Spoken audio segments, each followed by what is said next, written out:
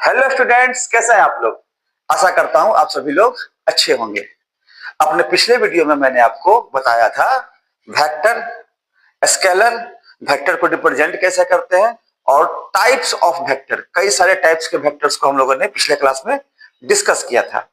आज उसी क्रम को थोड़ा आगे बढ़ाते हुए हम लोग टाइप्स ऑफ वेक्टर में ही डिस्कस करेंगे कि अब कौन कौन से टाइप्स बचेंगे, क्योंकि काफी सारे टाइप्स के वेक्टर होते हैं और सभी को नाम के साथ जानना आवश्यक है।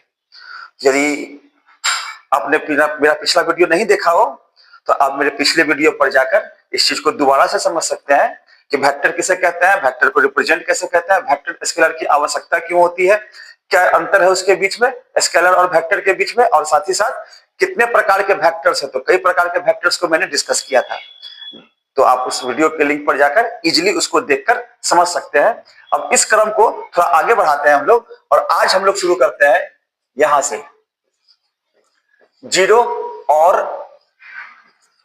Null vector.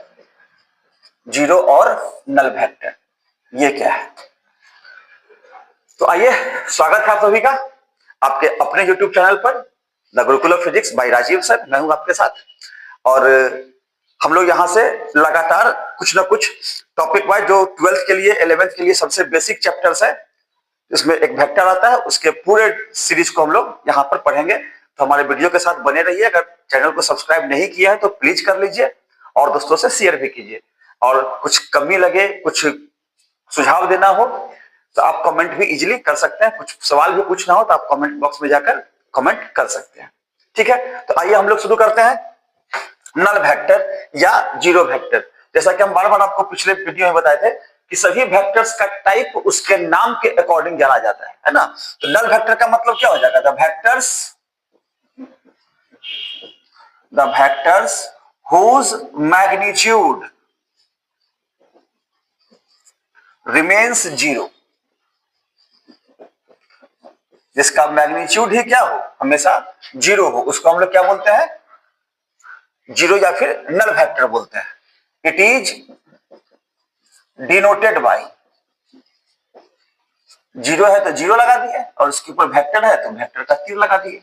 It is denoted by, zero पर तीर लगाकर इसको हम लोग डिनोट करते हैं। ठीक है, मिलता कैसे है, व्हेन, पैराग्राफ करके लिख सकते हैं, when A vector is subtracted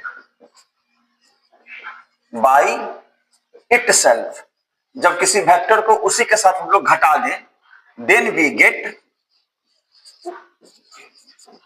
A zero और नल वेक्टर। तो हम लोग क्या मिलता है, हम लोगों को एक जीरो या फिर नल वेक्टर मिलता है। जैसे एग्जांपल में आप कैरी कर सकते हैं, कोई वेक्टर ए है, उसको ए के साथ ही हम लोग घटा दें तो घटाने पे क्या मिलेगा, आपको हमेशा जीरो वेक्टर मिलेगा। कोई वेक्टर बी है, बी के साथ बी को घटा दिए तब क्या मिलेगा, तब भी आपको जीरो वेक्टर ही मिलेगा। ठीक है, तो किसी वेक्टर को अगर उसी वेक्टर के साथ घटा देते हैं तो हमें क्या मिलता है, जीरो वेक्टर मिलता है। दिखाते कैसे है, जीरो पर तीर लगाकर दिखाते हैं।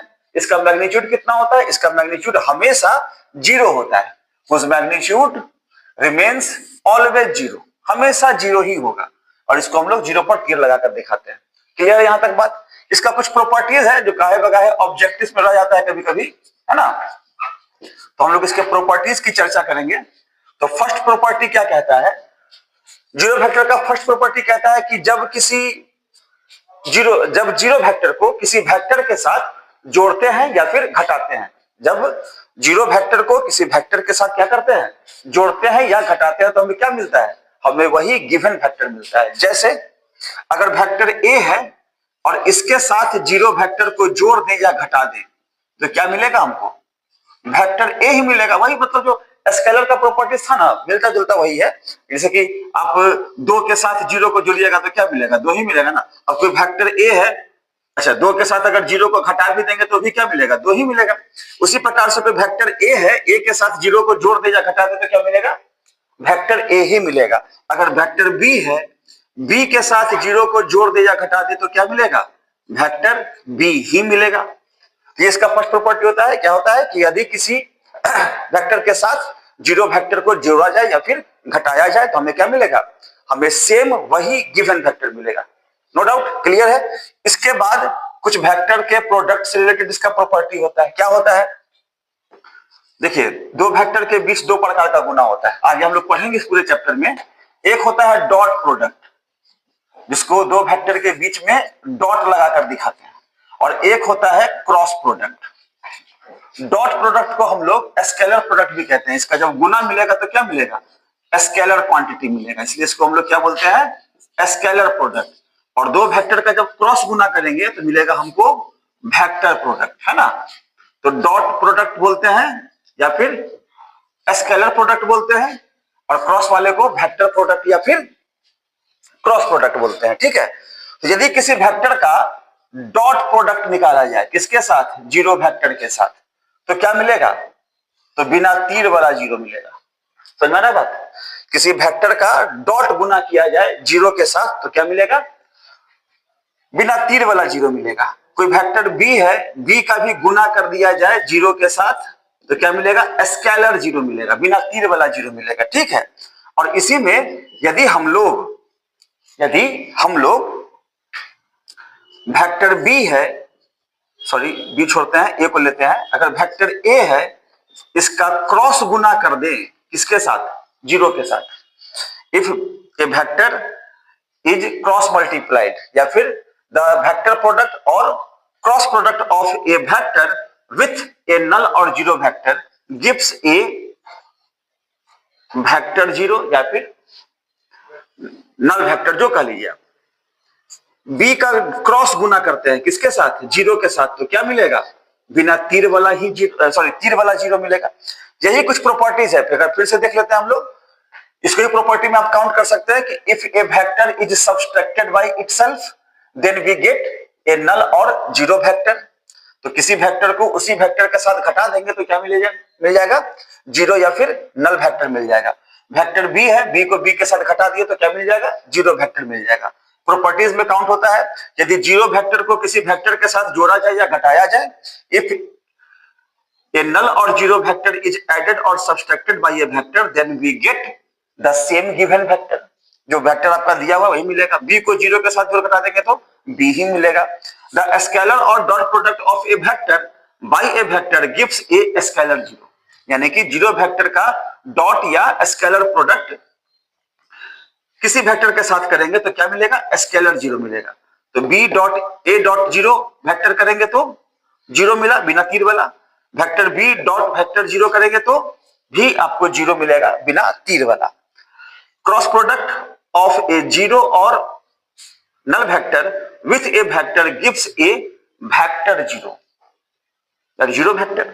एक क्रॉस जीरो करेंगे तो ध्यान रखना है कि डॉट वाला है तो बिना तीर वाला है, अब क्रॉस है तो तीर वाला है, क्योंकि ये तो प्रोडक्ट ही देगा वेक्टर, लिखे भी है ना। क्रॉस वाला क्या देता है? Vector product. डॉट वाला क्या देता है? Scalar product. कोई दिक्कत? कोई दिक्कत नहीं। यहां से हम लोग जीरो वेक्टर के बाद अब आगे बढ़ते हैं।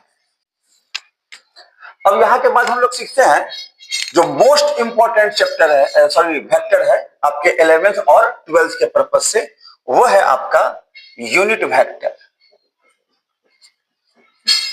यूनिट वेक्टर, यूनिट वेक्टर क्या होता है? तो मन में ख्याल जाएगा आपके कि सर जीरो वेक्टर में क्या किए थे ना कि आप जीरो के ऊपर तीर लगा दिए थे, तो यूनिट वेक्टर में भी क्या कीजिएगा? आप एक के ऊपर तीर लगा दीजिएगा। और डिफिनेशन क्या करेंगे इसका? वह वेक्टर जिसका मैग्नीट्यूड कितना हो? एक हो, क्योंकि जिसका मैग्नीट्यूड जीरो है तो जीरो वेक्टर, जिसका मैग्नीट्यूड एक है तो यूनिट वेक्टर। ऐसा कुछ सोचिएगा। तो सोचना बहुत गलत नहीं है, मैग्नीट्यूड तो इसका एक होगा ही according as its name. Unit vector है ना, यूनिट वेक्टर का मैग्नीट्यूड कितना होगा? हमेशा एक होगा। लेकिन इसको हम लोग एक पर तीर लगाकर नहीं दिखाते, इसको हम लोग एक के ऊपर तीर लगाकर नहीं दिखाते हैं। तो कैसे दिखाते हैं, क्या करते हैं, आइए इसको थोड़ा सा बारीकी से हम लोग समझते हैं। यूनिट वेक्टर क्या होता है? The vector whose magnitude remains always 1 is called a unit vector। वह वेक्टर जिसका मैग्नीट्यूड क्या हो, हमेशा एक हो, उसको हम लोग क्या बोलते हैं, यूनिट वेक्टर बोलते हैं। ये तो पहला बात हो गया, ये बात तो समझ सकते हैं। वह वेक्टर जिसका मैग्नीट्यूड क्या हो, हमेशा एक ही हो, एक होगा तो क्या होगा, यूनिट वेक्टर होगा। नो डाउट, क्लियर है यहां तक? ठीक। अब आ गया मन में सवाल कि सर जी इसको एक के ऊपर तीर लगाकर क्यों नहीं दिखाते, मैग्नीट्यूड तो इसका भी एक ही होगा। तो नहीं दिखाते, इसके पीछे कारण है कि इसका उपयोग क्या है, इसका इस्तेमाल क्या है। It is mainly used to represent the direction of a vector quantity कह सकते हैं। किसी वेक्टर क्वांटिटी के डायरेक्शन को रिप्रेजेंट करता है। किसको रिप्रेजेंट करता है, डायरेक्शन को। कौन, यूनिट वेक्टर। यूनिट वेक्टर का काम क्या है, यूनिट वेक्टर किसी वेक्टर के डायरेक्शन को रिप्रेजेंट करने का काम करता है। क्लियर है बात? चलिए, जब डायरेक्शन की बात आएगी, अब मान लेते हैं कि ए है कोई वेक्टर, तो ए का मैग्नीट्यूड दिखाएंगे और डायरेक्शन कैसे दिखाएंगे, इसका डायरेक्शन दिखाने की तो संभावना, एक लेके चलेंगे तो काम नहीं चलेगा। तो इसका एक अलग तरीका हम लोग अपनाते हैं। क्या अपनाते हैं, तो लिखते हैं इसमें it is represented by, it is represented by, इस सिंबल से। इसको क्या पढ़ते हैं पता है, इसको बोलते हैं कैप या बोलते हैं hat. It is represented by cap at the place of an arrow. Arrow के स्थान पर कैप लगाकर रिप्रेजेंट करते हैं। मतलब क्या हो गया, मतलब ये हो गया कि किसी वेक्टर को रिप्रेजेंट करते हैं कैसे, ए पर तीर लगाकर, तो उसके डायरेक्शन को रिप्रेजेंट करेंगे कैसे, ए पर कैप लगाकर। कोई वेक्टर बी है, तो बी वेक्टर है तो इसको कैसे रिप्रेजेंट करेंगे, बी के ऊपर तीर लगाकर। उसके डायरेक्शन को कैसे रिप्रेजेंट करेंगे, बी के ऊपर कैप लगाकर। तो डिस्टिंग्विश हो रहा है ना, ये पूरा कंप्लीट वेक्टर, इसका मैग्नीट्यूड भी है, डायरेक्शन भी है। इसका मैग्नीट्यूड जो होगा सो होगा, इसका मैग्नीट्यूड क्या होगा, हमेशा एक होगा। कैप लगा दिए ना, तो पहचान में आ गया कि ये एक यूनिट वेक्टर है। कैप लगा दिए तो क्या हो गया, पहचान में आ गया कि ये एक यूनिट वेक्टर है। और यूनिट वेक्टर का मैग्नीट्यूड क्या होता है, हमेशा एक होता है। इसको एक साधारण से टेबल से हम लोग समझ के देखते हैं। जैसे कि मान लेते हैं ना, आपके पास हो गया वेक्टर,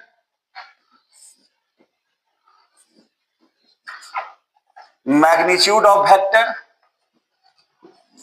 उसका unit vector, magnitude of unit vector. ठीक है,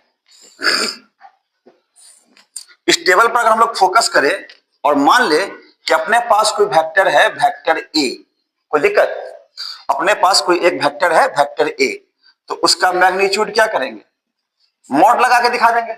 मैग्नीट्यूड कैसे दिखाते हैं, मॉड लगा के दिखाते हैं। तो ए का मैग्नीट्यूड या मॉड ऑफ ए, ये किसके बराबर होगा, ए के बराबर होगा। तो ए का मैग्नीट्यूड हो गया ए। अब इस वेक्टर ए का यूनिट वेक्टर कैसे दिखाएंगे, ए पर कैप लगाकर। और ए कैप का मैग्नीट्यूड कितना होगा, एक, हमेशा यूनिट वेक्टर हो गया ना, कैप लग गया तो क्या हो गया, यूनिट वेक्टर हो गया। तो कैप से दिखाते हैं इसको। जैसे मान लेते हैं कोई वेक्टर बी है, हो सकता है वेक्टर बी का मैग्नीट्यूड क्या होगा, बी ही होगा। इसका यूनिट वेक्टर क्या होगा, बी के ऊपर कैप होगा। किसका यूनिट वेक्टर, बी का यूनिट वेक्टर। और बी के कैप का मैग्नीट्यूड कितना होगा, तो एक ही होगा। वेक्टर चाहे कोई भी हो, कैसा भी हो, उसके यूनिट वेक्टर का मैग्नीट्यूड हमेशा एक ही होता है, क्योंकि नाम ही है ना यूनिट वेक्टर।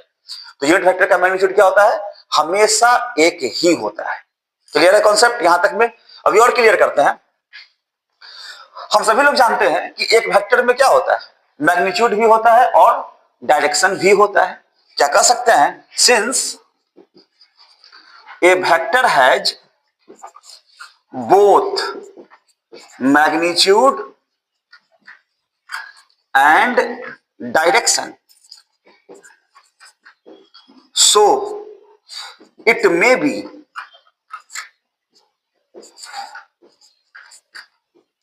represented as, इसको हम लोग रिप्रेजेंट कर सकते हैं। किसको, किसी भी वेक्टर में क्या होता है ना, किसी भी वेक्टर में मैग्नीट्यूड भी होता है, जो कल आपको पिछले वीडियो में बताए भी थे। किसी वेक्टर में मैग्नीट्यूड भी होता है और डायरेक्शन भी होता है, दोनों का दोनों होता है।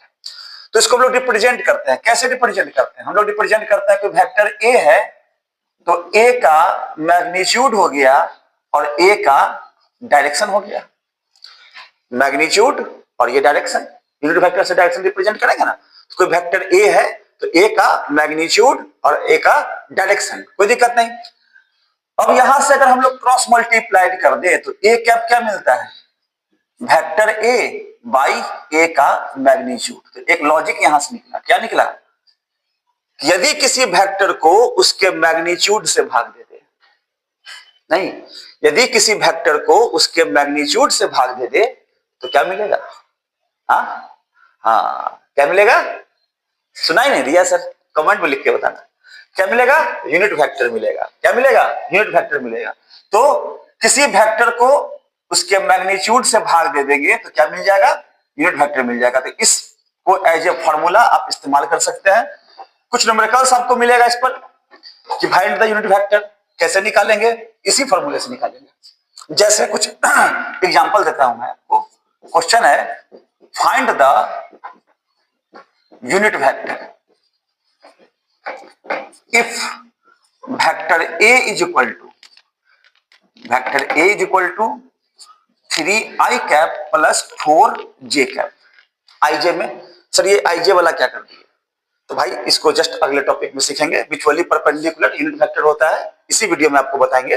अभी तत्काल के लिए मानते हैं ना किसी वेक्टर को उसके दो कंपोनेंट्स में हम लोग लिख रहे हैं, आई कैप में जे कैप में। ठीक है, एक रफ तरीका आपको बताते हैं। जैसे मान लेते हैं कोई वेक्टर है ए और इसको लिखा गया है एक्स आई कैप प्लस वाई जे कैप के फॉर्म में, है ना। या फिर इसके साथ जेड के कैप भी लिख देते हैं, तीनों कंपोनेंट के फॉर्म में। एक वेक्टर इसका एक टुकड़ा एक्स एक्सिस की ओर है तो आई कैप लगाएंगे, एक टुकड़ा वाई एक्सिस की ओर है तो जे कैप लगाएंगे, और एक टुकड़ा जेड एक्सिस की ओर है तो के कैप लगाएंगे। अब यदि इसका मैग्नीट्यूड निकालना होगा ना तो इसका एक साधारण सा है रूल, जो जस्ट सीखेंगे इसी वीडियो में हम लोग। आई वाले का स्क्वायर प्लस जे वाले का स्क्वायर प्लस के वाले का स्क्वायर, इसको ध्यान रखना है। क्या करना है? अगर इस फॉर्म में आई जे के में दिया रहेगा तो मैग्नीट्यूड कैसे निकालेंगे? आई वाले का स्क्वायर प्लस जे वाले का स्क्वायर प्लस के वाले का स्क्वायर। क्लियर है बात यहां तक? चलिए, तो इसको हम लोग ध्यान रखेंगे, कहीं पर नोट कर लीजिए इसको। अब हम लोग आते हैं अपने इस क्वेश्चन पे कि इसका यूनिट वेक्टर कैसे निकालेंगे। तो इस फॉर्मूला पर लाने के लिए क्या चाहिए? इस फॉर्मूला पर लाने के लिए आपको पहले वेक्टर चाहिए जो ऑलरेडी दिया हुआ है, और क्या चाहिए आपको? उसका मैग्नीट्यूड चाहिए। तो आप ए का सबसे पहले मैग्नीट्यूड निकाल लीजिए, जो भी सिखाया आपको। कैसे निकालेंगे? आई वाले का स्क्वायर प्लस जे वाले का स्क्वायर, 3 का स्क्वायर 9, 4 का स्क्वायर 16, जोड़ देंगे तो 25 का स्क्वायर रूट कितना होगा? 5 होगा। अंडर रूट 5, 25 का कितना आ गया? 5। 9। अब फॉर्मूला लिख दो भाई। ए कैप क्या लिखते हैं? तो फॉर्मूला लिखते हैं ताकि याद हो जाए। Vector by magnitude of vector. Vector तो दिया हुआ था आपके पास 3i cap plus 4j cap, और मैग्नीट्यूड अभी जस्ट निकाला है कितना? 5। अब क्या करते हैं, इसको अपने सुविधा के लिए अलग अलग लिख देते हैं। 3/5 आई कैप प्लस 4/5 जे कैप। ये हो गया इसका आंसर। कुछ है समझ में? क्या किया हम लोग? वेक्टर तो ऑलरेडी दिया हुआ था, हमको फॉर्मूला पे लाना है vector by magnitude of vector. तो वेक्टर ऑलरेडी दिया हुआ है, उसका मैग्नीट्यूड निकाल लिए। कैसे निकाल लिए? आई वाले का स्क्वायर प्लस जे वाले का स्क्वायर करके निकाल लिए। अब आई वाले का स्क्वायर हो गया, जे वाले का स्क्वायर हो गया, इसको सॉल्व कर लेंगे तो सॉल्व करके आ गया 5। अब फॉर्मूला पे डाल देंगे, फॉर्मूला लिख करके, चूंकि एक दो बार लिखेंगे फॉर्मूला तो फॉर्मूला याद हो जाएगा ना। तो फॉर्मूला लिखेंगे, उस फॉर्मूला पे डाल देंगे इस 5 को, और दोनों के अलग अलग कर, दोनों के साथ अलग अलग कर देंगे तो आपका रिक्वायर्ड आंसर आ जाएगा। हालांकि आंसर इस फॉर्म में भी मिल सकता है आपको, कोई बड़ा बात नहीं है ना। कि 2 वाला हो गया। अब एक तो काम करते हैं, ये तो प्लस वाला है, माइनस वाले को भी देखते हैं। अगर इसी में आपको दिया रहे कि नहीं नहीं नहीं, हमको बताइए भाई, कोई वेक्टर है ए और वो वेक्टर दिया हुआ है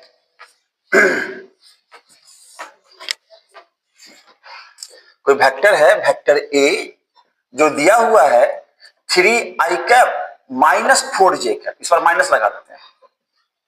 अब कैसे होगा? कोई दिक्कत नहीं है, वही तरीका है। कहेंगे ही है ए का मैग्नीट्यूड कितना हो जाएगा, आई वाले का स्क्वायर प्लस जे वाले का स्क्वायर। सर यहां तो माइनस था, प्लस क्यों कर दिए?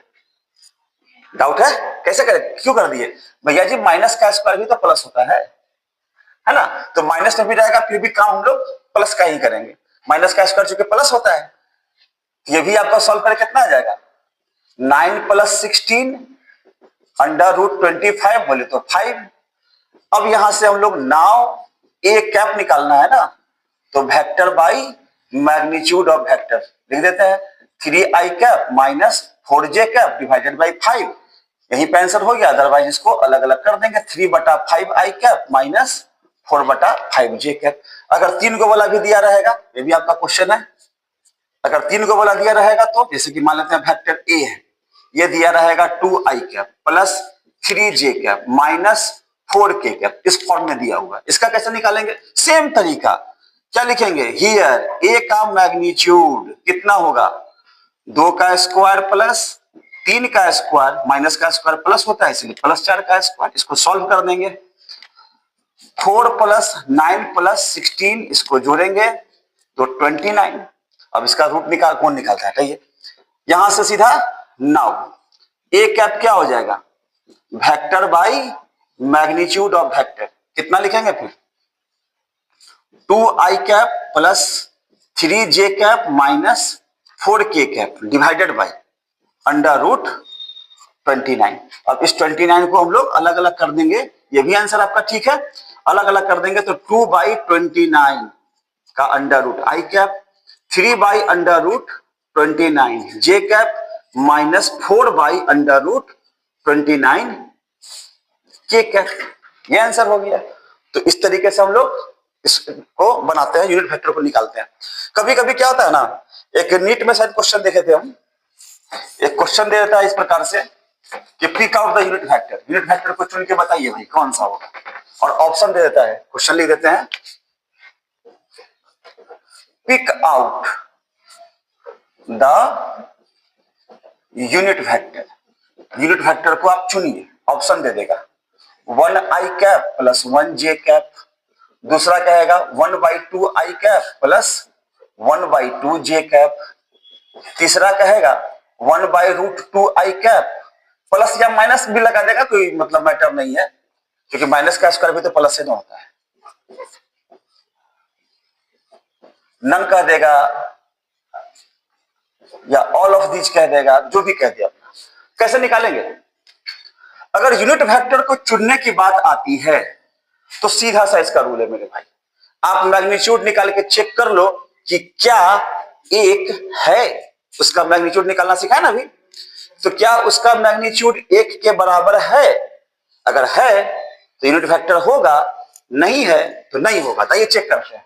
इसका करेंगे तो 1 का स्क्वायर प्लस 1 का स्क्वायर √2, पहला वाला नहीं होगा, दूसरा वाले का 1/2 का स्क्वायर प्लस 1/2 का स्क्वायर, कितना हो गया 1/4 प्लस 1/4 √1/2, ये भी नहीं होगा।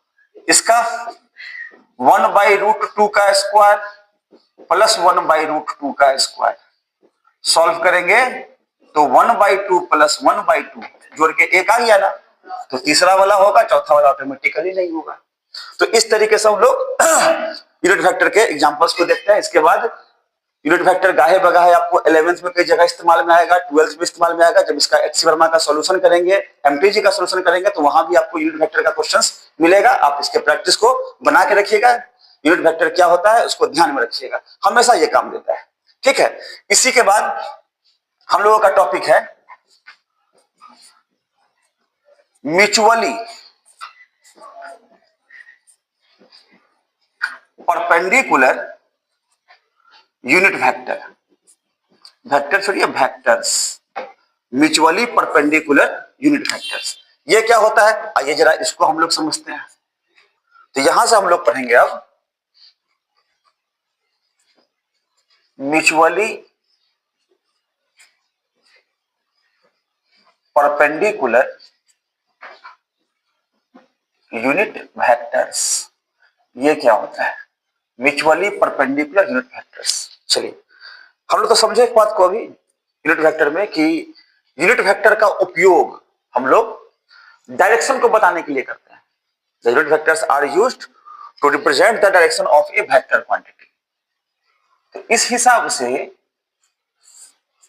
कॉन्सेप्ट ये कहता है कि अगर कोई वेक्टर एक्स एक्सिस की ओर हो, वाई एक्सिस की ओर हो, जेड एक्सिस की ओर हो, कोई वेक्टर एक्स एक्सिस की ओर होगा तो आई कैप का इस्तेमाल करेंगे, वाई एक्सिस की ओर होगा तो जे कैप का इस्तेमाल करेंगे, साथ ही अगर कोई वेक्टर जेड एक्सिस की ओर होगा तो के कैप का इस्तेमाल करेंगे। ये कॉन्सेप्ट चलता है। क्या समझ में आया? म्यूचुअली परपेंडिकुलर यूनिट वेक्टर, तो पहले तो यूनिट वेक्टर समझ में आया होगा। The vector whose magnitude remains always 1 is called unit vector. वैसा वेक्टर जिसका मैग्नीट्यूड क्या हो, हमेशा 1 होता हो, उसको हम लोग क्या बोलते हैं? यूनिट वेक्टर बोलते हैं। ठीक, इसका इस्तेमाल क्या होता है? इसका इस्तेमाल किसी भी, इसका उपयोग जो हम लोग करते हैं वो किसी भी वेक्टर के डायरेक्शन को रिप्रेजेंट करने के लिए करते हैं, किसी भी वेक्टर के डायरेक्शन को रिप्रेजेंट करने के लिए। ठीक, ये दो बात समझ में आ गया। म्यूचुअली वाले पे आते हैं पहले, अब यहां समझते हैं। अगर कोई वेक्टर एक्स एक्सिस की ओर होगा तो उसके लिए हम लोग क्या इस्तेमाल करेंगे? उसके लिए यूनिट वेक्टर जो इस्तेमाल करेंगे वो होगा आपका आई कैप। अगर कोई वेक्टर वाई एक्सिस की ओर होगा तो उसके लिए हम लोग यूनिट वेक्टर इस्तेमाल करेंगे जे कैप, रूल है। और अगर कोई वेक्टर जेड एक्सिस की ओर होगा तो उसके लिए यूनिट वेक्टर इस्तेमाल करेंगे के कैप। क्या मतलब उसका, अब समझिए। हम लोग जानते हैं कि स्पीड क्या है, एक स्केलर क्वांटिटी है, और वेलोसिटी क्या है, वेक्टर क्वांटिटी। अगर आपको बोले कि कोई बॉडी है, ये बॉडी है जो 2 मीटर पर सेकेंड से जा रहा है, किधर की तरफ? एक्स एक्सिस की तरफ, तो वेलोसिटी क्या होगा उसका? वेलोसिटी भी कैसे रिप्रेजेंट करेंगे? मैग्नीट्यूड हो जाएगा वेलोसिटी का 2 मीटर पर सेकेंड। अब चूंकि ये एक्स एक्सिस की ओर चल रहा है तो हम लोग अपने मर्जी से लगा देंगे आई कैप। कोई बॉडी है 5 मीटर पर सेकेंड से जा रहा है वाई एक्सिस की ओर, तो वेलोसिटी क्या हो जाएगा? 5 मीटर पर सेकेंड, वाई एक्सिस की ओर है तो जे कैप लगा देंगे। तो यही कॉन्सेप्ट चलता है। अब देखिए, अब चूंकि एक्स एक्सिस, वाई एक्सिस और जेड एक्सिस क्या है, आपस में एक दूसरे पर परपेंडिकुलर है ना। एक्स एक्सिस क्या है? परपेंडिकुलर है किसके? वाई एक्सिस के। ये भी परपेंडिकुलर है किसके? जेड एक्सिस के। अब यदि इसमें हम लोग एक्स एक्सिस के जगह पर आई कैप का इस्तेमाल करेंगे, वाई एक्सिस के जगह पर जे कैप का इस्तेमाल करेंगे, और जेड एक्सिस के जगह पर के लिए हम लोग के कैप का इस्तेमाल करेंगे, तो एक्स वाई जेड तो म्यूचुअली परपेंडिकुलर है ही, तो आई कैप भी क्या होगा? जे कैप के परपेंडिकुलर होगा। जे कैप भी क्या होगा? के कैप के परपेंडिकुलर होगा। आई के ही परपेंडिकुलर होगा, आई जे के, सब एक दूसरे के क्या होगा? परपेंडिकुलर होगा। इसलिए हम लोग क्या बोलते हैं पूरे फिजिक्स में, याद रखिएगा, पूरे फिजिक्स में आई कैप, जे कैप और के कैप को ही केवल, आई कैप, जे कैप और के कैप को ही केवल म्यूचुअली परपेंडिकुलर यूनिट वेक्टर्स कहते हैं। क्या कहता है? म्यूचुअली परपेंडिकुलर यूनिट वेक्टर्स कहते हैं। कॉन्सेप्ट क्लियर है? सीधा सा है, एक्स एक्सिस की ओर कोई वेक्टर होगा तो आई कैप लगाएंगे, वाई एक्सिस की ओर होगा तो जे कैप लगाएंगे, जेड एक्सिस की ओर होगा तो के कैप लगाएंगे। अब चूंकि x axis, y axis, z axis mutually perpendicular है, इस कारण से आई कैप, जे कैप और के कैप भी क्या होगा? म्यूचुअली परपेंडिकुलर ही होगा। क्लियर? क्लियर। अब यहां से हम लोग नेक्स्ट पर आते हैं, जिसका नाम है, इसको हटा ही देते हैं क्योंकि लंबा है ना, काफी लंबा वेक्टर है, पोजीशन वेक्टर। तो अब अगला होगा हम लोगों का पोजीशन वेक्टर। ये मिट गया, मिट जा भाई। नेक्स्ट हम लोगों का टॉपिक आएगा अब पोजीशन वेक्टर। ये one of the most important vector है, बड़ा इस्तेमाल होता है इसका पूरे फिजिक्स में। क्या होता है आइए समझते हैं। To represent the position of a point in space with respect to origin, we use the position vector. Space में कोई पॉइंट है, ऑरिजिन के रेस्पेक्ट में कहां पे कोई पॉइंट होगा ना P, ये ऑरिजिन के रिस्पेक्ट में कहां पे है, तो इस P पॉइंट को दिखाने के लिए हम लोग किसका इस्तेमाल करते हैं, पोजीशन वेक्टर का इस्तेमाल करते हैं। कैसे दिखाते हैं, आमतौर पर इसको R के ऊपर तीर लगाकर दिखाते हैं, लेकिन ऐसा कोई कसम नहीं खाएंगे। जैसे कोई वेक्टर A है तो उसको A से ही दिखा देंगे, पोजीशन वेक्टर उसका है ना, तो कोई मैटर नहीं करेगा। तो बात समझ आया, क्या लिखेंगे इसमें, to represent the position of a point in space we use the position vector, vectors भी कह सकते हैं। It is generally denoted by R के ऊपर तीर। सिंपल बात है, स्पेस में कोई पॉइंट है, जैसे मान लीजिए यही कोई पॉइंट है, ऑरिजिन के रिस्पेक्ट में कहां पे, कहीं भी है, तो उसको कैसे दिखाएंगे, R से दिखाएंगे। R क्या हो जाएगा यहां पर, पोजीशन वेक्टर हो जाएगा। क्लियर है बात। चलिए, तो यहां से मन में डाउट होगा ना कि सर जी जरूरी है कि स्पेस में क्यों को पॉइंट होगा, 2 को पॉइंट होगा। ठीक है, अगर स्पेस में 2 को पॉइंट होगा, यहां एरो देके लिख सकते हैं पीवी। पीवी का मतलब क्या होगा, position vector between 2 points, 2 points के बीच का पोजीशन वेक्टर। तो ठीक है, तो पहले ये देखते हैं, मान लेते हैं ओरिजिन है, ओरिजिन के रिस्पेक्ट में कोई ए को पॉइंट है, मान लेते हैं ए है, मान ले, ठीक है, इसको आर ए से दिखा दिए। कोई दूसरा पॉइंट है ओरिजिन के रिस्पेक्ट में, मान लेते हैं कि बी है, इसको हम लोग आर बी से दिखा दिए। कितना सारा भी पॉइंट होगा ओरिजिन के रिस्पेक्ट में हम लोग इजीली इसको दिखा सकते हैं आर के ऊपर तीर लगा लगा करके। ये बात तो हम लोग सीख गए हैं, ठीक है। लेकिन 2 पॉइंट के बीच का पोजीशन वेक्टर क्या होगा, ए और बी के बीच का। कहने का मतलब है कि यदि हम लोग ए से बी को मिला दें या बी से ए को मिला दें, तो आर ए से बी मिला है तो आर ए बी क्या होगा, बी से ए को मिलाएंगे तो आर बी ए क्या होगा, है ना। तो 2 पॉइंट के बीच का पोजीशन वेक्टर निकालना है। कैसे निकालते हैं इसको, बड़ा ही आसान है। कैसे, आप लोग पढ़िएगा इसके आगे, हम लोग एनालिटिकल मेथड करते हैं, triangle law of vector addition पढ़ते हैं, है ना। एडिशन वाले में सीखते क्या है कि यदि दिया गया वेक्टर, अगर दिया गया वेक्टर एबीसी मान लेते हैं ना, ए है, बी है, सी है, किसी ट्रायंगल के साइड्स को रिप्रेजेंट करता हो, कर सकता है, कर रहा है, ठीक है। तो एक ऑर्डर वाला एक तरफ और अपोजिट वाला बराबर के दूसरी तरफ, यानी कि क्लॉकवाइज वाला एक तरफ, एंटी क्लॉकवाइज वाला बराबर के दूसरी तरफ। यानी कि इस पिक्चर से हम लोग क्या बोलते हैं कि ए बी है क्लॉकवाइज प्लस बी सी है क्लॉकवाइज, उसके उल्टा में कौन जा रहा है, एसी, तो एसी। तो क्लॉकवाइज वाला एक तरफ, एंटी क्लॉकवाइज वाला बराबर के दूसरी तरफ। इस कॉन्सेप्ट का हम लोग इस्तेमाल करते हैं। आइए जरा देखते हैं, क्लॉकवाइज वाला है ना, क्लॉकवाइज वाला एक तरफ क्या लिखेंगे, लिखेंगे यहां पर सबसे पहले here from triangle law of vector addition, vector addition के ट्रायंगल लॉ से क्या लिखेंगे, क्लॉकवाइज वाला एक तरफ, तो r a plus r a b, उसके बाद एंटी क्लॉकवाइज वाला ये है ना, बराबर के दूसरी तरफ, तो आर बी कहेंगे। तो आर ए बी क्या हो जाएगा, बराबर को इधर कर देंगे तो R B minus R A. यही तो तरीका है कि 2 पॉइंट्स के बीच का पोजीशन वेक्टर अगर निकालना हो तो हम लोग कैसे याद रखते हैं, बाद वाले का पहले। क्या मतलब, आर ए बी का मतलब हो गया पोजीशन वेक्टर किसका, ए बी का, क्या हो जाएगा ये, position vector of B minus position vector of A. अगर इसी प्रकार से कोई बोल दे, इसको ऐसे भी लिख सकते हैं, ए बी बराबर vector b minus vector a. कोई बोलेगा नहीं हमको बी ए बताओ भाई। अब देखिए बी ए बाद में कौन आया ए, तो लिखेंगे ए माइनस बी।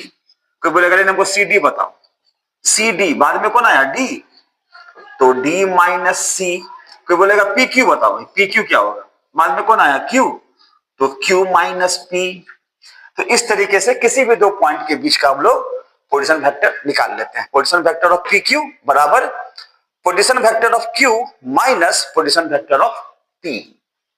कोई दिक्कत नहीं, तो दो पॉइंट के बीच का पोजीशन वेक्टर निकालने आ गया।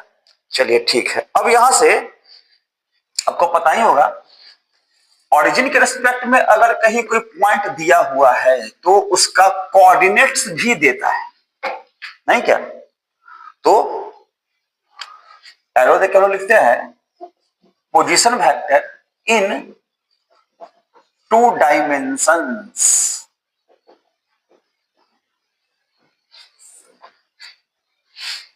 टू डायमेंशन में पोजीशन वेक्टर, इसका कैसे निकालेंगे? तो आइए देखते हैं।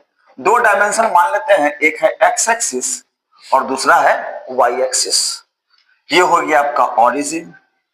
ऑरिजिन से कोई पॉइंट है P जिसका कोऑर्डिनेट्स कितना दिया हुआ है एक्स वाई, ठीक? कोऑर्डिनेट्स कितना दिया हुआ है, एक्स वाई कोऑर्डिनेट दिया हुआ है। अच्छी बात है सर। तो अब क्या होगा, तो करेंगे क्या, मतलब इस बात को लैंग्वेज में ले सकते हैं कि let the coordinates of a point P given in space is xy with respect to origin। इसको R से दिखा देते हैं। Then drop a perpendicular PM and PN on x and y axis respectively। क्या किया हम लोग, कोई कोऑर्डिनेट अगर दिया हुआ था दो डायमेंशन में, दो कोऑर्डिनेट देगा ना दो डायमेंशन में, एक्स वाई दे दिया मान लेते हैं, तो उस पॉइंट से एक परपेंडिकुलर डाल दिए एक्स एक्सिस पर, उस पॉइंट से एक परपेंडिकुलर डाल दिए कहां पर, वाई एक्सिस पर, ठीक?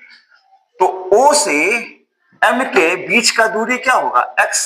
तब ना कोऑर्डिनेट दिया हुआ है x। O से N का या M से P का कितना दूरी होगा, y। आपको याद होगा स्पेस में कोई दो पॉइंट रहता था, मान लेते हैं ना 2 3, तो कैसे ग्राफ पे बनाते थे हम लोग, ग्राफ लेते थे,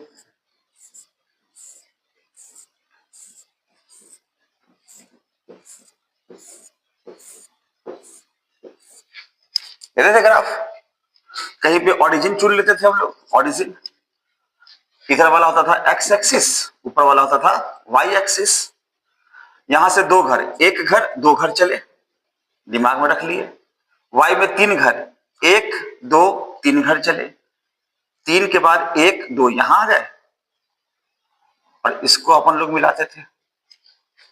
इस पॉइंट का कोऑर्डिनेट क्या होता था 2 3। तो एक्स में कितना चले 2 घर यानी कि 2, वाई में कितना चले 3, तो वाई में चले 3। तो अगर कोऑर्डिनेट दिया हुआ है तो एक्स कोऑर्डिनेट अगर है तो एक्स दूरी चला होगा, अगर कोऑर्डिनेट वाई है तो वाई चला होगा। 2 होता तो 2 चलता, 3 होता तो 3 चलता, जो भी रहता कोऑर्डिनेट, तो कोऑर्डिनेट का कंसेप्ट आपके पास होगा, ऐसा आशा करके चल रहे हैं हम लोग। तो यहां भी है। अब यहां से जब दिया हुआ है तभी जस्ट हम लोग समझे है ट्रायंगल लॉ, एरो बनाते हैं। पी पॉइंट तक कैसे कैसे पहुंच सकते हैं सर, पी पॉइंट से डायरेक्ट पहुंच सकते हैं, ओ से पी एक तरीका, दूसरा कि ओ से एम जाएंगे और एम से फिर पी पर चले जाएंगे, तीसरा तरीका ओ से एन पर जाएंगे और तब एन से पी पर जाएंगे। तो किसी एक ट्रायंगल में लगा लो भाई, इन ट्रायंगल POM लगाते हैं या PON कोई भी लगाते हैं, तो एक ऑर्डर वाला यानी कि ये जो आपका चलेगा क्लॉकवाइज वाला OP कितना लिखेंगे हम लोग, एक ऑर्डर वाला बराबर के दूसरे तरफ क्या लिखेंगे एंटी क्लॉकवाइज वाला, तो OM प्लस MP लिखेंगे। OP को क्या रिप्रेजेंट करना है R से, OX का लेंथ कितना है X। अब ये चूंकि X एक्सिस में है तो जस्ट आपको सिखाया है म्यूचुअली परपेंडिकुलर यूनिट वेक्टर में कि एक्स एक्सिस की ओर अगर कोई वेक्टर होगा तो क्या लगाइएगा, तो आई कैप लगाइएगा, हाँ कि ना। यस सर, अभी तो आप सिखाए हैं एक्स एक्सिस की ओर अगर कोई वेक्टर होता है तो हम लोग आई कैप लगाते हैं। एम पी ये वाई है क्या, किस एक्सिस की ओर, तो वाई के ही ना पैरेलल हुआ, तो जे कैप लगा देंगे। देखिए आ गया पोजीशन वेक्टर, कोऑर्डिनेट अगर दिया हुआ है तो पोजीशन वेक्टर आ गया। अब इसका लेंथ निकालते हैं, तो आर का मैग्नीट्यूड निकालेंगे, वेक्टर का लेंथ उसका मैग्नीट्यूड बतलाता है। तो ये लेंथ कैसे निकलेगा, ये तो राइट एंगल ट्रायंगल है, राइट एंगल ट्रायंगल में बेस कितना है इसका x, परपेंडिकुलर कितना है y, तो r बराबर क्या हो गया under root x x square plus y square. ये हो गया आपका पोजीशन वेक्टर, ये हो गया मैग्नीट्यूड ऑफ पोजीशन वेक्टर। अब वेक्टर है तो डायरेक्शन भी होगा, तो इस एंगल को मान लेते हैं हम लोग क्या, थीटा। इस एंगल क्या मान ले, थीटा मान ले। ऑल्सो कर देते हैं, लिखते हैं tan थीटा बराबर, बताओ तो भाई, थीटा के सामने वाला perpendicular y by base x, तो कितना हो गया y by x. This implies theta is equal to tan inverse y by x. तो थीटा का वैल्यू आ गया। थीटा क्या बतला रहा है, थीटा बतला रहा है डायरेक्शन ऑफ पोजीशन वेक्टर। बात समझ में आया, नहीं सर खूब नहीं समझे, एकदम सिंपल है भाई। देख लो, कोई P है, स्पेस में कोई पॉइंट है, कोऑर्डिनेट दिया हुआ है इसका 3 4, हो सकता है, तो इसका पोजीशन वेक्टर पूछेगा, बोलेगा फाइंड द पोजीशन वेक्टर। कैसे निकालेंगे, तो वेक्टर P है तो P ले लेते, वेक्टर P, वेक्टर P कितना हो गया 3i cap plus 4j cap. बोलेगा नहीं इसका मैग्नीट्यूड बताओ, तो बता दीजिए, अब ये तो सिखाए थे, i वाले का स्क्वायर प्लस j वाले का स्क्वायर, 9 प्लस 16 अंडर रूट 25, तो आ गया 5 यूनिट, मीटर में होगा तो मीटर, जिसमें भी।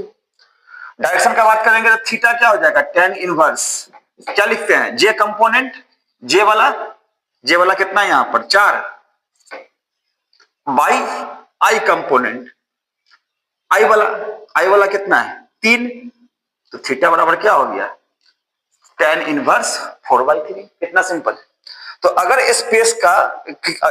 स्पेस के किसी पॉइंट का आपके पास कोऑर्डिनेट दिया गया हो तो आप उसका पोजीशन वेक्टर 2 डायमेंशन में होगा या 3 डायमेंशन में होगा, है ना, उसका पोजीशन वेक्टर आप लोग चुटकियों में निकाल सकते हैं। बस इस थ्योरी को ध्यान रखना। कुछ और एग्जांपल्स दिखाते हैं, अभी तो एग्जाम्पल जितना करेंगे कॉन्सेप्ट उतना ज्यादा क्लियर रहेगा, ऐसा मेरा मानना है। शायद मेरे इस विचार से आप लोग भी इत्तेफाक रखते हो, ठीक ना। चलिए अब दिखाते हैं, अगर कोई पॉइंट है P, चलो A मान लेते हैं, कितना P मानेंगे, कोई पॉइंट है A, कोऑर्डिनेट दिया हुआ है 2 - 3, तो बताओ पोजीशन वेक्टर क्या होगा। नोटबुक निकालिए, कलम निकालिए, बना के दिखाइए, समझ देते हैं आपको। समय हो गया अब, क्यों, क्योंकि आप तो पॉज करके बना लीजिएगा उसको रोक करके वीडियो को। अब देखिए A का वेक्टर क्या होगा I कंपोनेंट, यानी कि पहला कोऑर्डिनेट कौन है I वाला, तो 2i कैप, दूसरा क्या है माइनस में 3 है तो -3j कैप। बोलेगा इसका मैग्नीट्यूड बता दीजिए सर, बता दीजिए, 2 का स्क्वायर माइनस का स्क्वायर करेंगे तो प्लस ही आएगा, तो 3 का square 4 + 9 under root 13 unit. Direction बोलेगा तो tan inverse y component minus में है तो -3/2, सिंपल। तो किसी भी पॉइंट का कोऑर्डिनेट अगर दिया हुआ हो तो हम लोग उसका पोजीशन वेक्टर बड़ा ही आसानी से निकाल लेते हैं, ठीक है। अब पोजीशन वेक्टर मान लेते 2 पॉइंट का, बोलेगा find the position vector of P 2 3 and Q 5 6, चलिए 5 7 कर देते हैं, अलग अलग कोई डिजिट कुछ भी दे सकता है। तो कैसे निकालेंगे, निकालना पड़ेगा, देखिए आराम से, यहां पे हियर सबसे पहले क्या निकालेंगे P का वेक्टर P, क्या लिखिएगा वेक्टर पी हो जाएगा आपका 2i cap plus 3j cap, चूंकि दोनों प्लस में है, एंड वेक्टर क्यू कितना हो जाएगा 5i cap plus 7j cap. होगा ऐसा? होगा ऐसा। अगर ऐसा होता है तो अगर ऐसा होता है तो अब लिखेंगे हम लोग, निकालना किसका है, find the position vector P, P Q निकालना है ना, क्वेश्चन कुछ छूट गया। Find the position vector of P Q if P इतना एंड क्यू इतना। निकालना क्या है, पी क्यू। अभी सिखाया ना आपको, दो पॉइंट्स के बीच का पोजीशन वेक्टर कैसे निकालते हैं, बाद वाले का पहले। पी क्यू में क्या लिखेंगे, क्यू माइनस पी। अब चाहिएगा तो लिख करके घटाइए या बोलने मन घटा लीजिए। आई वाले को आई के साथ, क्योंकि सीखे हुए हम लोग, only like vectors can be added और सब्सट्रैक्टेड। लाइक को आई वाले को आई के साथ जोड़ सकते हैं, घटा सकते हैं। जे वाले को जे के साथ जोड़ घटा सकते हैं। आई का जे से जोड़ नहीं होगा, जे का आई से के साथ नहीं होगा, तो आई वाले को आई के साथ घटाना है ना, तो 5 माइनस 2 डायरेक्ट लिख सकते हैं 3i कैप। 7 माइनस 3 कितना हो जाएगा 4j कैप। अब इसका मैग्नीट्यूड कहेगा तो मैग्नीट्यूड निकाल दीजिए पी क्यू का, अंडर रूट 3 का स्क्वायर प्लस 4 का स्क्वायर। अगर डायरेक्शन बोलेगा तो थीटा निकाल देंगे, tan inverse 4/3 and so on. कोई दो कोऑर्डिनेट दे देगा, मान लेते हैं ना P आपको दे दिया 3 माइनस 2, चलो P छोड़ देते हैं, A मान लेते हैं। A दे दिया 3 माइनस 2 एंड B दे दिया 4 3, कुछ भी कोई डिजिट दे देगा, डिजिट का आंसर है। कैसे निकालेंगे, सिंपल बात है। A का 3i cap minus 2j cap, B का कितना होगा 4i cap plus 3j cap. तो ए बी क्या लिखेंगे, बाद वाले का पहले, b माइनस ए, तो ए बी वेक्टर कितना आ गया, अब आई वाले को आई के साथ, 4 में से 3 गया तो केवल आई कैप। 3 माइनस माइनस 2 कितना हो जाएगा प्लस 5। आप कोऑर्डिनेट से भी घटा के लिख सकते हैं, लिख करके भी जैसे भी आपको घटाना है, तो पोजीशन वेक्टर तो घटा के निकालेंगे ना, बाद वाले का पहले। अब यहां से मैग्नीट्यूड निकालना होगा, तो अंडर रूट 1 का स्क्वायर प्लस 5 का स्क्वायर। अगर डायरेक्शन पूछेगा तो थीटा बराबर क्या लिख दीजिएगा, tan इनवर्स 5/1, 1 तो गायब हो जाएगा, सीधा 5 आंसर। तो इस तरीके से हम लोग 2 डायमेंशन में पोजीशन वेक्टर को निकालते हैं, ठीक है। और इसी में बोला कि नहीं सर 2 डायमेंशन का नहीं, 3 डायमेंशन में होगा तो क्या करेंगे, आइए उसको भी देख लेते हैं। वो भी आसान है, बिल्कुल जैसे प्रकार से हम लोग 2 डायमेंशन का करते हैं ना, ठीक उसी प्रकार से हम लोग 3 डायमेंशन का भी करते हैं। कैसे करते हैं, आइए इसको समझाते हैं आपको।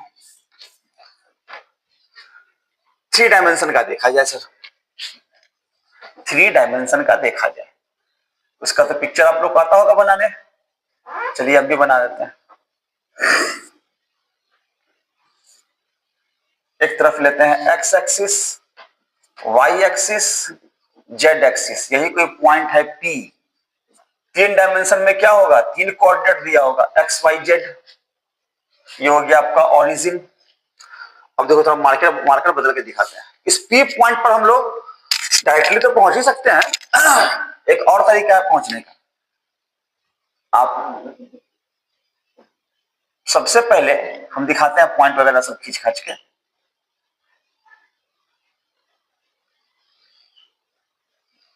एरो बनाएंगे तो ज्यादा क्लियर हो जाएगा। क्यू, ओ से पहले क्यू पे आप आ जाइए। आप डायरेक्टली 3 डायमेंशन में तिरछा जाइएगा थोड़ी होगा, वो जैसे कॉपी वगैरह पे है ना, तो पहले एक प्लेन पर चलते हैं हम लोग। तो एक्स वाई प्लेन पर चलेंगे तो पहले हम लोग क्या आते हैं, क्यू पे आ जाते हैं, और तब क्यू से ऊपर उठेंगे तो कहां पहुंच जाएंगे, पी पर पहुंच जाएंगे।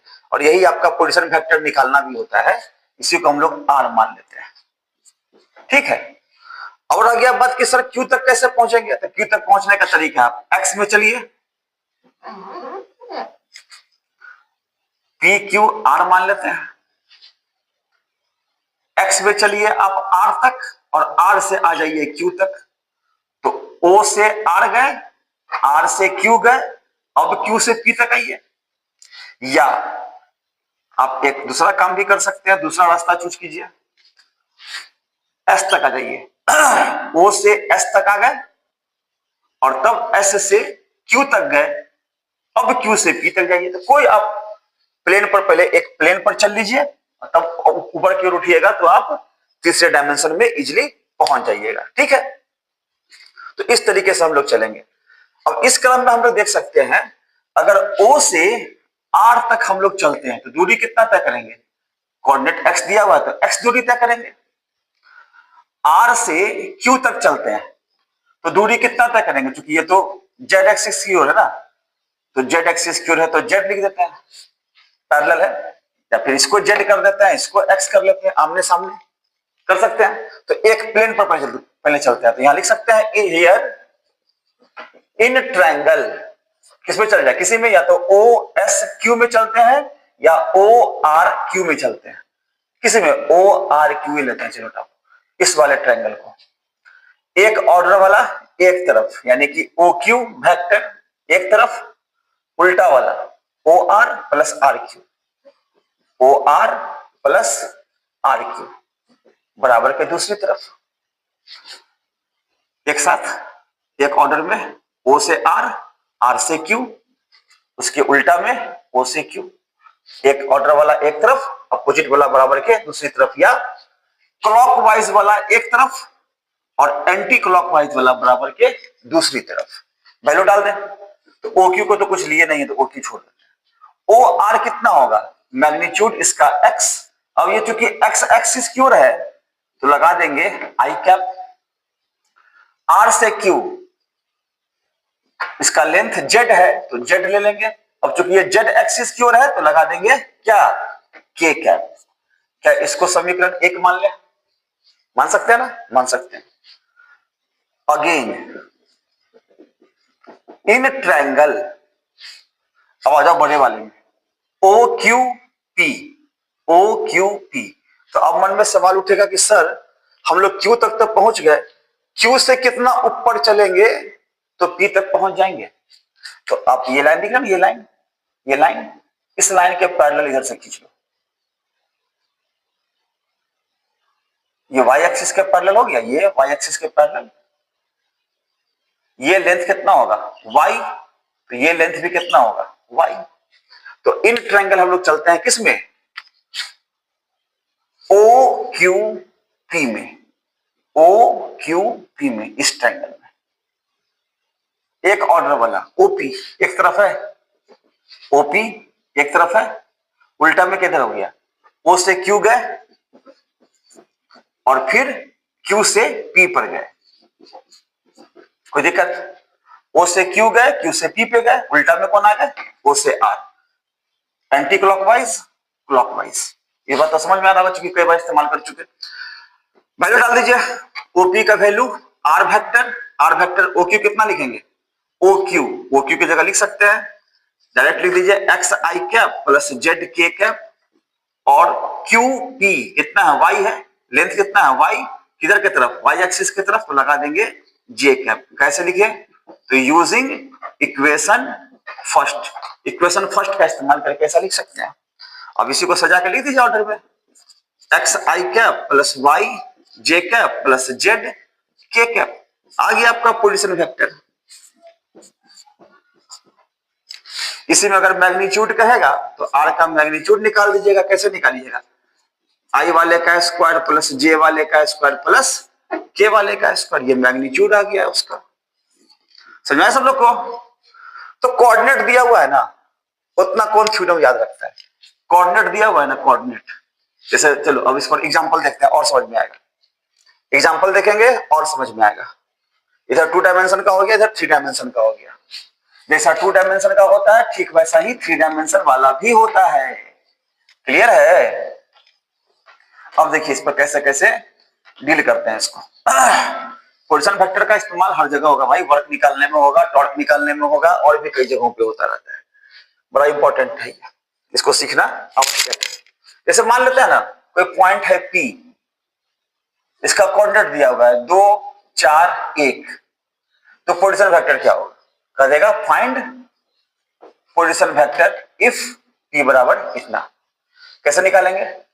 तो वेक्टर P बराबर हो जाएगा, x कोऑर्डिनेट 2 है तो 2 आई कैप, y कोऑर्डिनेट 4 है तो 4j कैप। जेड कोऑर्डिनेट एक है तो एक गुना में छुप जाएगा, सीधा हो जाएगा k कैप। इसका मैग्नीट्यूड बोलेगा तो अंडर रूट 2 का स्क्वायर प्लस 4 का स्क्वायर प्लस 1 का स्क्वायर। इसको सॉल्व कर देंगे, ठीक है। इसी तरीके से कुछ भी कह देगा, जैसे कि मान लो ए का कोऑर्डिनेट दे दिया 2 -3 4, चलो ठीक है। इसको क्या लिखेंगे इसमें, इसका क्या हो जाएगा, पोजीशन वेक्टर ए बराबर एक्स कोऑर्डिनेट 2 है तो 2i कैप, वाई कोऑर्डिनेट 3 है तो 3j कैप, जेड कोऑर्डिनेट 4 है तो प्लस 4k कैप। यहां माइनस था तो माइनस लगा दिए। इसका पूछेगा मैग्नीट्यूड बताओ भाई, तो मैग्नीट्यूड के लिए क्या करेंगे, 2 का स्क्वायर प्लस 3 का स्क्वायर प्लस 4 का स्क्वायर, हो गया सिंपल। तो कोऑर्डिनेट दिया रहेगा, यहां भी कोऑर्डिनेट एक्स वाई जेड है तो किस फॉर्म में लिखे, देखे एक्स आई कैप वाई जे कैप जेड के कैप। अब इसके जगह कोई डिजिट दिया हुआ है तो डिजिट के हिसाब से पुट करके, प्लस में है तो प्लस में, माइनस में है तो माइनस में, उसका मैग्नीट्यूड निकाल लेंगे। फिर 2 पॉइंट दिया रहेगा, क्वेश्चन क्या रहेगा, find the position vector of, चलो ए बी लेते हैं, ए बी इफ ए दिया हुआ है 2 -1 3 एंड बी दिया हुआ है मान लो 4 3 -1। चलो अलग अलग मान लिए, कैसे निकालेंगे, तो तरीका सिखा, जिस प्रकार से हम लोग 2 डायमेंशन का निकालते हैं ठीक उसी प्रकार से 3 डायमेंशन का भी निकालेंगे। कैसे, तो ए का पहले निकाल लो, कितना होगा 2i cap minus j cap है ना, -1 तो एक गुना में छुप जाएगा, 3 है तो plus 3k cap and b कितना होगा बताओ, 4i cap plus 3j cap -1 है, एक गुना में छुप जाएगा तो -k कैप। कोऑर्डिनेट के अकॉर्डिंग ए और बी का पोजीशन वेक्टर लिख लिए। अब यहां से क्या करना है अपने लोग को, ए बी निकालना है। कैसे निकालेंगे, b माइनस ए, b माइनस ए। अब क्या होगा, b माइनस ए के लिए हम लोग, अब देखो b है, 4 में से 2 को घटाइए, लिख के भी घटा सकते हैं, इसे भी घटा सकते हैं। i वाले को i के साथ घटाएंगे, j वाले को j के साथ, k वाले को k के साथ। तो 4 वाले के साथ 2 घट गया तो 2i cap, 3 minus minus plus, तो 3 या 1 4j कैप, -1 -3 -4k कैप हो गया। इसका मैग्नीट्यूड बोलेगा तो मोड लगा के निकाल दीजिए, 2 का स्क्वायर प्लस 4 का स्क्वायर प्लस 4 का स्क्वायर, जो भी होगा इसका आंसर होगा। आई होप कि पोजीशन वेक्टर आपको समझ में आया होगा, क्योंकि position vector one of the most important type of vector है, जिसका इस्तेमाल हम लोग कई बार करते हैं, कई जगहों पर, जिसके कई सारे टॉपिक्स को डील करने के लिए करते हैं, चाहे वो 12th का सिलेबस में हो, 11th के सिलेबस में तो डिट्टो वर्क निकालना हो, टॉर्क निकालना हो, एंगुलर मोमेंटम निकालना हो, वहां सब इन सबों का इस्तेमाल आपको आएगा ही आएगा, ठीक है। इवन 12th में भी पोजीशन वेक्टर का बहुत ही काम पड़ता है। उम्मीद करते हैं ये अच्छे से आपको समझ में आया होगा। इसके बाद अब आपके पास 2 और टाइप्स ऑफ वेक्टर बन जाते हैं, कौन कौन से, आइए जरा उसकी भी चर्चा कर ही लेते हैं। नाम सुनिएगा आप लोग, लोकलाइज्ड वेक्टर और दूसरा फ्री वेक्टर, जो हम लोग फ्री वे डायग्राम सब बनाते हैं ना सॉलिड बॉडी के लिए, तो फ्री वेक्टर से ही बनाते हैं। कैसे बनाते हैं वो सबों को सीखते हैं, आइए समझते हैं हम लोग यहां से। अब लोकलाइज्ड वेक्टर क्या होता है, localised vector,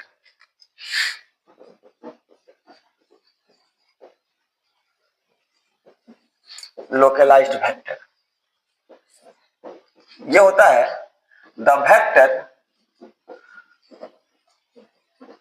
which are depends upon the magnitude and direction of given vector but can be drawn anywhere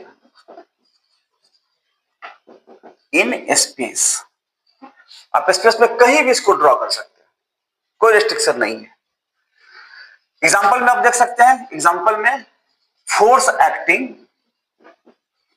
on a rigid body. अब देखिए इसके एग्जांपल से आपको सारा बात क्लियर हो जाएगा। मान लेते हैं अपने पास एक टेबल पर ब्लॉक रखा गया है, हो सकता है m मास का। तो इस m मास पर फोर्स क्या सब लगेगा? एक फोर्स तो लगेगा mg, तो वर्टिकली डाउनवर्ड।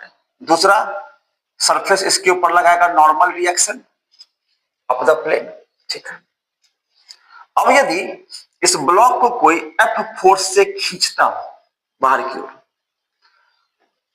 तो पीछे की ओर मोशन के अपोजिट आप लोग जानते होइएगा क्या फ्रिक्शनल फोर्स लगेगा, घर्षण बल, चलने का विरोध तो होगा। अब क्या करते हैं ना, सॉरी, अब क्या करते हैं ना, अपने मर्जी से स्पेस में अपना पॉइंट हम खींच लेते हैं, पॉइंट चुन लेते हैं। आप लोग भी चुन सकते हैं अपने कॉपी पर, है ना। और इन चारों फोर्सेस को हम लोग दिखाते हैं with same magnitude and same direction. अब जरा देखिए, ये mg और ये mg क्या मैग्नीट्यूड में बराबर है? डायरेक्शन में सेम है, ठीक। ये वाला f, ये वाला f क्या मैग्नीट्यूड में सेम है? डायरेक्शन में भी सेम है। इसी प्रकार से ये वाला n, ये वाला n भी मैग्नीट्यूड और डायरेक्शन में सेम है। ये fr और ये fr भी मैग्नीट्यूड और डायरेक्शन में सेम है। लेकिन लग कहां रहा था? सर लग तो ब्लॉक पर रहा था, दिखा कहां रहे हैं? अपने मर्जी से कोई एक पॉइंट चुने हैं, उस पॉइंट पर दिखा रहा है। मेरा मन होगा नहीं यहां पर पॉइंट चुनेंगे, यहां पे दिखाएंगे सारे फोर्सेस को, क्या ही मैटर है। यही तो डिफिनेशन कहता है कि वैसा वेक्टर जो डिपेंड करता हो किसके ऊपर? Magnitude and direction of given vector. किसी दिए गए वेक्टर के मैग्नीट्यूड और डायरेक्शन पर क्या करता हो? डिपेंड करता हो। दिया गया वेक्टर के मैग्नीट्यूड और डायरेक्शन पर डिपेंड करता हो, but can be drawn anywhere in space. Can be drawn anywhere in space. Space में इसको कहीं पर भी खींच सकते हो, है ना। तो कहीं भी अगर खींचेंगे तो वो क्या कहलाएगा? Localised vector. हम लोग ऐसे बोलते हैं इसको, लोकलाइज्ड वेक्टर। तो बोले तो लोकेशन से फ्री वेक्टर, लगा कहीं रहा था दिखा कहीं रहा है ना। नहीं सुनते हैं, कहीं का रोड़ा कहीं पे फोड़ा, है ना। झगड़ा होता है किसी से, गुस्सा उतारते हैं किसी पे, है ना। तो लग रहा है कहीं पे, दिखा रहे हैं कहीं पे, लोकेशन से फ्री वेक्टर हो गया। तो लोकेशन से फ्री वेक्टर हो गया तो इसको क्या बोलेंगे हम लोग? Localised vector. ये सारा का सारा क्या हो गया? लोकलाइज्ड वेक्टर, ठीक बात है। चलिए इसी क्रम में एक लास्ट आपका पड़ता है फ्री वेक्टर। फ्री वेक्टर ये भी लोकलाइज्ड वेक्टर के जैसे हैं। ये क्या होता है? द वेक्टर्स, रुकिए रुकिए एक गलती है, ये दोनों इतना ना मिलता जुलता है, थोड़ा सा मिस्टेक कभी कभी हो जाता है। But can be drawn anywhere नहीं, can be drawn from a specified point in space. Space में किसी स्पेसिफाइड पॉइंट से खींचते हैं, स्पेस में किसी स्पेसिफाइड पॉइंट से खींचते हैं, तब वो कहलाता है लोकलाइज्ड वेक्टर। जैसे एक पॉइंट सुने ना, स्पेसिफाइड पॉइंट, इस पॉइंट पर से खींचे हैं इसलिए ये क्या कहलाएगा? लोकलाइज्ड वेक्टर कहलाएगा। थोड़ा सा मिस्टेक हो गया, सॉरी इसके लिए, है ना। तो वैसा वेक्टर जो किसी दिए गए वेक्टर के मैग्नीट्यूड और डायरेक्शन पर डिपेंड करता हो और स्पेस में किसी स्पेसिफाइड, किसी गिवन, किसी चूजन पॉइंट पर से खींचा जाता हो, उससे हम लोग क्या बोलेंगे? लोकलाइज्ड वेक्टर बोलेंगे। क्योंकि फ्री वेक्टर का डिफिनेशन भी ऐसा ही है, the vectors which are depends upon, which are depends upon the magnitude and direction of a given vector but can be drawn anywhere, कहीं पर भी, दीवारों पर खींच सकते हैं, इन स्पेस, इसको स्पेस में कहीं भी खींच सकते हैं। जैसे ये लिए ना हम लोग 5 न्यूटन का, अब इसी का देखा देखिए आप अपने नोटबुक पर बनाइएगा, मान के चलते हैं। तो ये तो यहां था, आप बनाए कहाँ पे? अपने कॉपी पर, कोई और बच्चा होगा उसके कॉपी पर, कोई और बच्चा वीडियो देख रहा होगा तो वो अपने कॉपी पर, है ना। तो अलग अलग कॉपी पर बन रहा है, कितना का बन रहा है? तो 5 न्यूटन का ही बन रहा है सर। हल्का तिरछा हम खींचा है तो आप भी हल्का तिरछा ही खींचे होइएगा। तो इसके देखा देखी जो भी आप वेक्टर खींचिएगा वो वेक्टर क्या कहलाएगा? फ्री वेक्टर कहलाएगा। क्यों? क्योंकि आपके द्वारा खींचा गया वेक्टर भी इसी मैग्नीट्यूड का होगा, इसी डायरेक्शन में होगा। नहीं, अगर इसी डायरेक्शन में होगा, इसी मैग्नीट्यूड का होगा तो वो क्या कहलाएगा? फ्री वेक्टर कहलाएगा। क्लियर है? चलिए, आशा करते हैं कि इस 2 वीडियोज के द्वारा आप वेक्टर के टाइप्स को अच्छे तरीके से समझ गए हैं। इसके अलावे और कुछ 1-2 वेक्टर होता है जो मैथमेटिक्स में पढ़ते हैं, जैसे कि हम लोग रेसिप्रोकल वेक्टर वगैरह, तो उसका कोई यूज अपने लोग को फिजिक्स में है नहीं। हम लोग उस टाइप्स ऑफ वेक्टर को पढ़े हैं जिसका उपयोग पूरे फिजिक्स में गाहे बगाहे जहां तहां होता रहता है। तो एक बार समराइज्ड रूप में आप दोनों वीडियो को देख लीजिए, प्रत्येक का नाम लिख लेंगे, नाम के साथ उसके खासियत को रिकॉल भी करेंगे। ठीक है, जब रिकॉल कर लेंगे, जैसे कि कैसे रिकॉल करेंगे? लाइक वेक्टर, जिसे जोड़ा या घटाया जा सकता हो, which can be added or subtracted. Unlike vector, which can never be added or subtracted, जिसको जोड़ा या घटाया नहीं जा सकता। इक्वल वेक्टर, जिसका मैग्नीट्यूड, डायरेक्शन और सेंस ये सारा का सारा इक्वल हो, उसको क्या बोलेंगे? लाइक वेक्टर बोलेंगे। अनलाइक वेक्टर, तो लाइक का तो हो ही गया ना, इक्वल वेक्टर। इक्वल वेक्टर जिसका मैग्नीट्यूड डायरेक्शन इक्वल हो। अनइक्वल वेक्टर जिसका मैग्नीट्यूड चेंज हो, डायरेक्शन चेंज हो, या कोई दोनों में से चेंज हो। पैरेलल वेक्टर जिसका सपोर्ट एक दूसरे को ना काटे। नॉन पैरेलल वेक्टर जिसका सपोर्ट एक दूसरे को काटे। ऑर्थोगोनल वेक्टर जो एक दूसरे पर 90 डिग्री पे हो। अपोजिट वेक्टर जो एक दूसरे के साथ 180 डिग्री के एंगल पर हो, अपोजिट हो। नेगेटिव वेक्टर जब किसी वेक्टर के डायरेक्शन को रिवर्स करते हैं तो हमें नेगेटिव वेक्टर मिलता है, एंगल 180 डिग्री पर खींचते हैं उसको भी। कोलिनियर वेक्टर एक लाइन पर हो, नॉन कोलिनियर एक लाइन पर ना हो। कोप्लेनर वेक्टर जो एक ही प्लेन पर हो, नॉन कोप्लेनर वेक्टर जो एक प्लेन पर ना हो। और एक्सियल वेक्टर जो सर्कुलर पाथ से रिलेटेड हो। को इनिशियल वेक्टर जिसका इनिशियल्स एक ही पॉइंट पर हो। को टर्मिनस वेक्टर जिसका टर्मिनल एक ही पॉइंट पर हो। एक्सियल वेक्टर जो सर्कुलर पाथ से रिलेटेड हो। पोलर वेक्टर जिसका डायरेक्शन हमेशा फिक्स हो। तो इस तरीके से नाम के साथ उसके खासियत को हम लोग याद करके रखेंगे। नाम के साथ अगर खासियत को याद रखते हैं तो आपके लिए बड़ा ही आसान होता है। ठीक है, तो फिर हम लोग मिलते हैं। इसके बाद हम लोग पढ़ेंगे वेक्टर का एडिशन, वेक्टर का सब्सट्रैक्शन, वेक्टर का रिजोल्यूशन। तो आप मेरे साथ इस वीडियो पर बने रहिए। वगैरह जितना ही वेक्टर का कॉन्सेप्ट है, इसके बाद हम एचसी वर्मा का न्यूमेरिकल भी बताएंगे। तो आप प्लीज मेरे चैनल को सब्सक्राइब कर लीजिए ताकि जब भी कोई नया वीडियो मैं बनाऊं तो उसका नोटिफिकेशन सबसे पहले आपके पास पहुंच जाए। चैनल अच्छा लगा हो तो प्लीज लाइक और शेयर कीजिए। नहीं सब्सक्राइब किए हैं तो प्लीज सब्सक्राइब भी कर लीजिए, उसका पैसा तो लगता नहीं है। और साथ ही साथ अपने दोस्तों को शेयर भी कर दीजिए ताकि उनका भी नॉलेज, उनका भी कॉन्सेप्ट क्लियर रहे और इस प्रकार से लाभ उनको भी मिल सके। तो फिर मिलते हैं हम लोग अगले वीडियो में, तब तक के लिए धन्यवाद।